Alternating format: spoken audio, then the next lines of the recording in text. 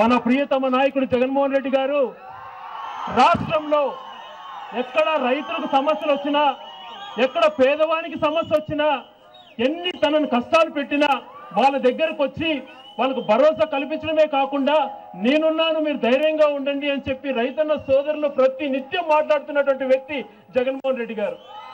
ఈరోజు వేల ఎకరాలు మన నాయకుడు చెప్పినట్టు అదేదో వాళ్ళ సొంత ఆస్తి అనుకున్నట్టు పేదల భూములు మా సొంత ఆస్తి అని చెప్పి లాక్కొని వాళ్ళకి ఏ రకమైనటువంటి నష్టపరిహారం ఇవ్వకుండా, ఉద్యోగాలు ఇవ్వకుండా, వాళ్ళకి ఇచ్చినటువంటి డబ్బులను, వాళ్ళకి చెల్లించాల్సిన డబ్బులను ఆర్టీఓ ఆఫీసులకి, తహసీల్దార్ ఆఫీసులకి అనునిత్యం తిప్పుకుంటూ ఈరోజు సోదరులు చెప్పారు మేము ఉరేసుకోవాల్సిన పరిస్థితి వచ్చింది అని చెప్పి. ఈ రకంగా రైతన్నలు తన ప్రభుత్వంలో బాధలు పడుతున్నది తనకు చీమ కుట్టినట్టు కూడా లేదు.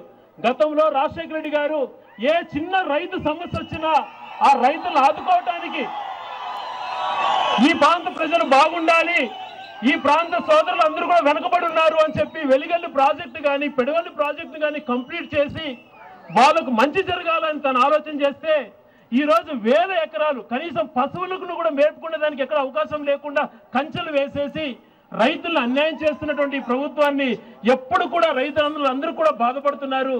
వాళ్ళకి ధైర్యం నింపాలన్నదే ఈరోజు మన అన్న బాధ. ఈరోజు వాళ్ళకు నేనున్నాను అని చెప్పడానికి జగన్మోహన్ రెడ్డి గారు ఇక్కడికి రావడం జరిగింది. నష్టపరిహారంతో పాటు ఈరోజు అదే వేల ఎకరాలలో ఏదైనా పరిశ్రమలు మాకు పెట్టిండొచ్చు కదా, ఆ పరిశ్రమలు పెట్టరు. కనీసం ఆ సోలార్ ప్యానెల్ మ్యానుఫ్యాక్చరింగ్ చేసేటువంటిది ఇక్కడ పెట్టరు. ఏ రకంగా ఉద్యోగాలు కల్పించరు.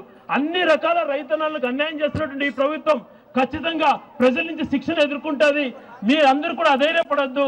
జగనన్న గారు అసెంబ్లీలో కూడా పదే పదే రైతన్నల గురించి మాట్లాడండి, ఆ రైతన్నలకు తోడుంటామని చెప్పి మాట్లాడుతున్నటువంటి ఏకైక నాయకుడు జగన్మోహన్ రెడ్డి గారు.